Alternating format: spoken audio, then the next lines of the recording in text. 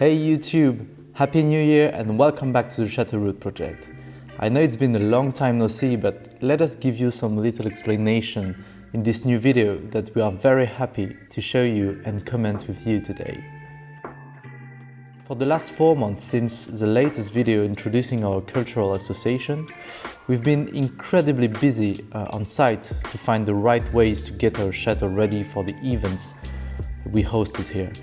And if you've been around, you know that the weather wasn't really with us, and rain, wind and cold are enemies when we try to make a place like this great again. Whatever, after a beautiful summer, we've tried to keep the park clean during all the autumn and winter to allow local people to come and walk around freely. It was quite challenging to organize ourselves to keep such a big place in a good shape. Indeed, we are still learning, it's our very first chateau. Anyway, today it seems that in January 2025 we are finally on our way to be done with storms, heavy rains and so on. And we are getting prepared for a very cold period before spring, but somehow we finally found the time to film and show you all the work we've done since then. Let's go!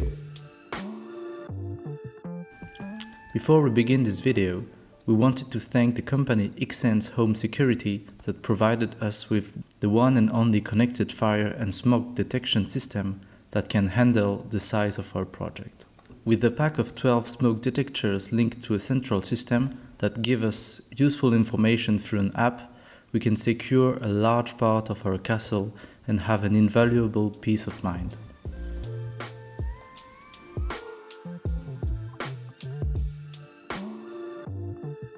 Back to September 2024, sun was still there and many of our friends were available to help us opening the castle for the European Heritage Days. Everything inside the castle except our private apartment was left how it was when the past owners shut down their activity 10 years ago. No functioning electricity, no running water, a lot of moisture and mold everywhere that we obviously had to clean up. Some of the old paints were also falling down from the ceiling in small flakes and from some walls with plaster, making the spaces impossible to furnish. So we removed all of this with the target of having a safe space to host people in there. Look how big the windows are. We don't have to go to the gym anymore.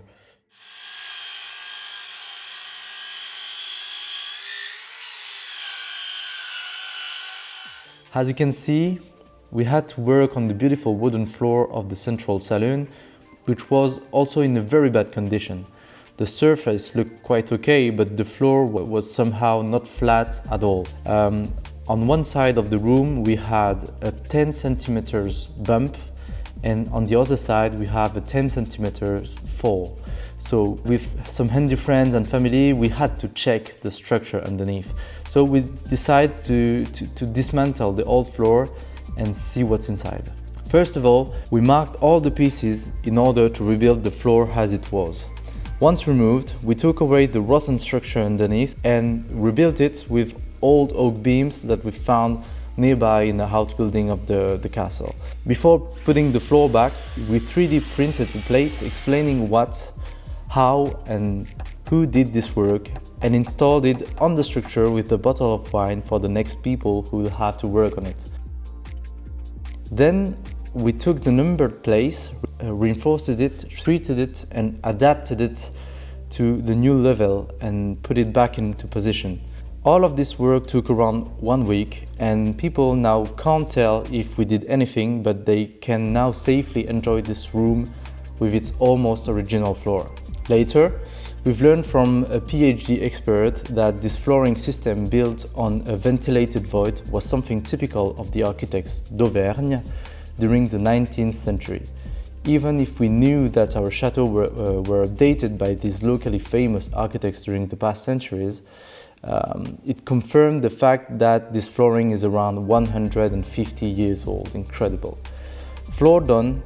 Let's continue to purge the falling chips on the other room. It's quite satisfying to watch, isn't it?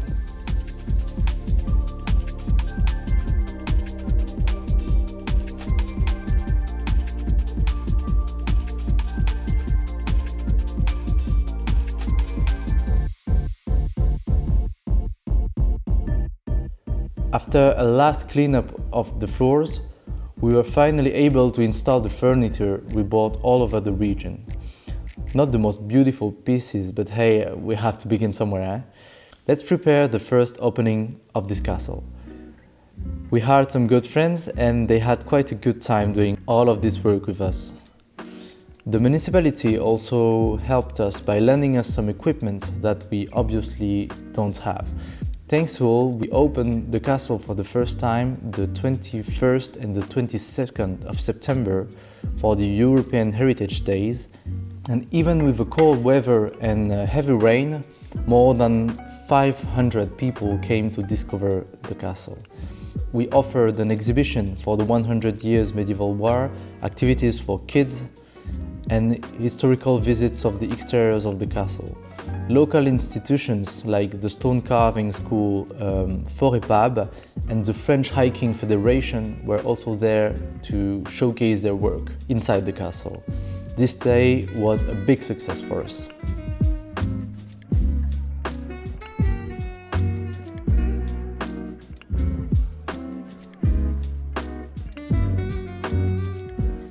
The week that came after that were intense in meetings, brainstorming, studies, and thinking about what should we do next and how do we have to plan the upcoming works. The main idea was to keep going on the ground floor to make it available for privatization and rentals. So, as good architects, we designed and planned the upcoming intervention, and as good project owners, we went for the funding of this plan. Meetings after meetings, we managed to raise 100k euros in debt to buy all the equipment we need to make this place perfect for weddings, private events, and other business activities. But don't get us wrong, 100k euros is a very small amount of money for almost 2,000 square meters historical place to be restored. So we kept going on the work by ourselves and cost cut every single operation by thinking about the best techniques, the amount of DIY and the amount of delegated work. To keep things under control, making sure the best quality will be achieved there and not killing our budget, we have to perfectly understand our building and make the right choices to run a business inside the castle as quickly as possible. So we try unknown equipment, techniques, and apply what works best for our website, a bit like a research and development department of our company. So we are not limiting ourselves to tools that we know and bought, for example, this pneumatic shovel that combined with the right compressor gave us the power to take off the 4 layers of linoleum stuck on the floor. And so we did in one of the ground floor reception rooms that really had to be purged of its thick plastic wallpaper. Unfortunately, we still didn't find any treasure or all valuable walls paintings underneath. But we are very satisfied with the rhythm we had to remove all of this. It was very satisfying.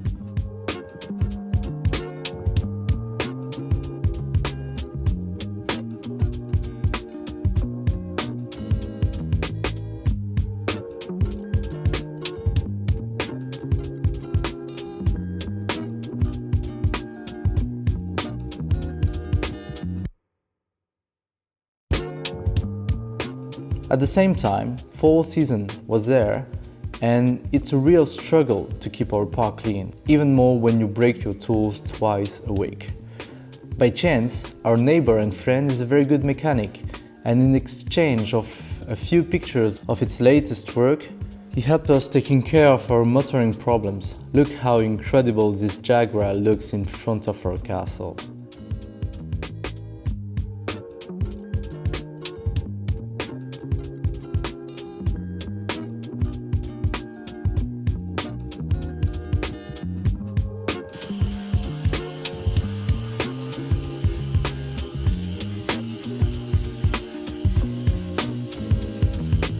While we were enjoying the last glimpses of sun and good enough weather to do our dusty work outside, we had a call from a big company that has an important production site nearby the castle. They were looking for the end of December a place to do their quarterly presentation, and so an ad we posted on Facebook that the castle would offer this kind of services, of course. As good entrepreneurs, we answered, yes, of course, we'll be ready for your event. At the time of this call, the electricity still wasn't in service in the room offered for rent. And a lot of work had to be done to offer comfort expected from a 30 people managing team for a day. Big pressure. We worked day and night to maintain our promises, but few days later we had a series of bad surprises and sad news.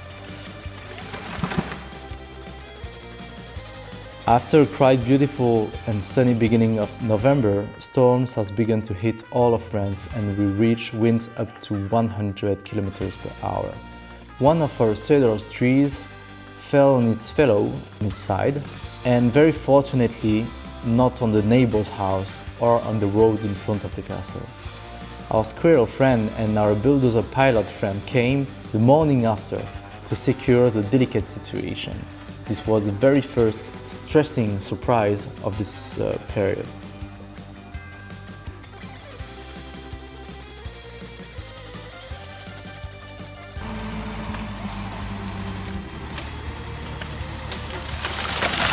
But thankfully, we managed to deal with it quite efficiently and took the time to celebrate the end of it in the evening with friends, wine and the very first raclette of the chateau. The day after, Romane urgently had to join her family in Marseille to support them in a difficult moment. So I carried all the work of the castle alone with an army of supporters and consultants on my phone to deal with all the technical interrogation I had on site. During this week, I managed to fix 200 square meters of bad-looking ceilings by applying a micro-porous primer that stuck to the old and unknown paint.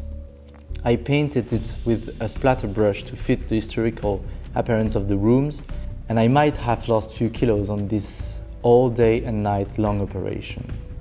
It's quite satisfying to watch now and realize how much effort we've put in these rooms.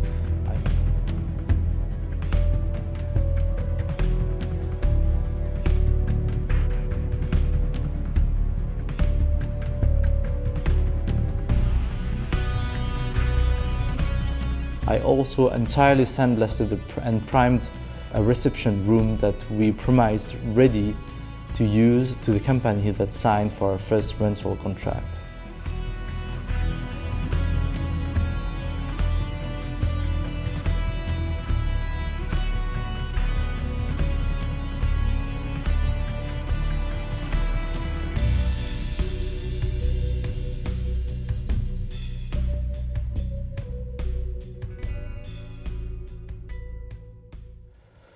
And finally, Romane came back so I could rest and watch her work a little bit.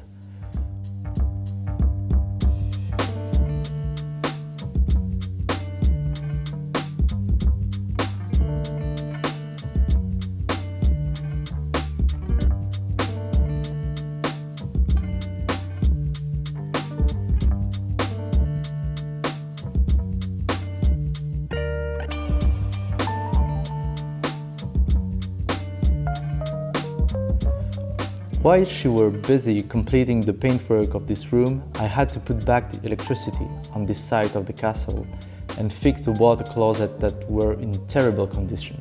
So I decided to take off all the old plaster and reveal the 18th century stones of the castle and fix all the plumbing to finally have a functional toilet on this side of the castle. Finally, for the living room that Romane has been working on, we got rid of the blue and yellow paint and chose an antique green paint with hand brush texture for this room, which we wanted to transform into a billiard and cocktail room. All the woodwork has been sandblasted with a pressure sandblaster that we couldn't film because of the dust, obviously. But getting back to the original wood was something very special for us. Bringing back the authenticity of the material and matching it with some very textured walls was something that we liked a lot. To bring this room back to life, we framed and installed a series of 19th century engraving on papers bought on a local brocante, representing important people of the French history.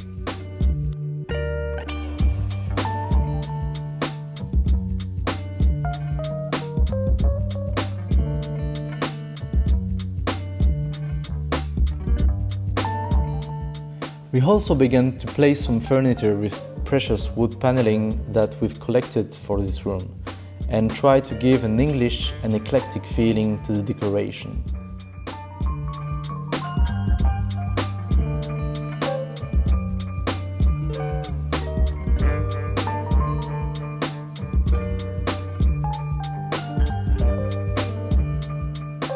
On the living room called the Salon des Fruits, because of the delicate sculpted wood paneling representing nature and fruits, we've tried few options to make it usable as a small intimate salon, ideal for private talks and business negotiation, for example.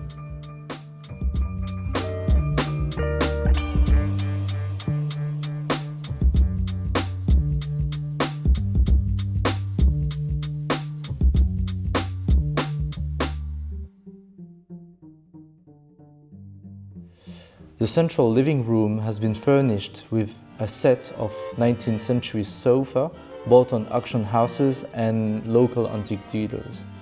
With a big table in the middle and surrounded by its total wood paneling, it's a very cozy and warm space to live with friends, for example. You also have from here a direct access to the entrance hall and to the back terrace with the garden, making this central space very exposed to light and very important in the organization of the castle's ground floor.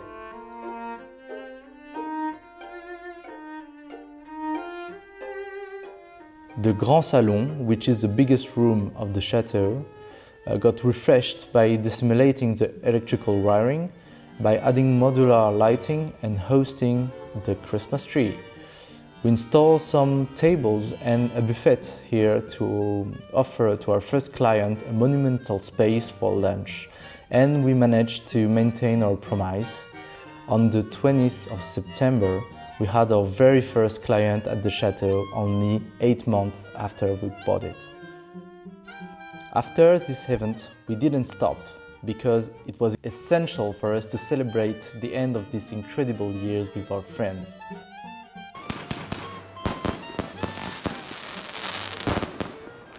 Thank you very much for watching. Hope you enjoyed this comeback video, and please tell us in the comment if you like this format or not and which topic you would like to hear on the next one. Un grand merci également à nos éditeurs francophones qui ont fait l'effort de regarder cette vidéo jusqu'ici avec ou sans son-titre. J'espère que vous comprenez notre choix de chercher à toucher le public le plus large et universel possible pour encourager à la préservation de notre patrimoine.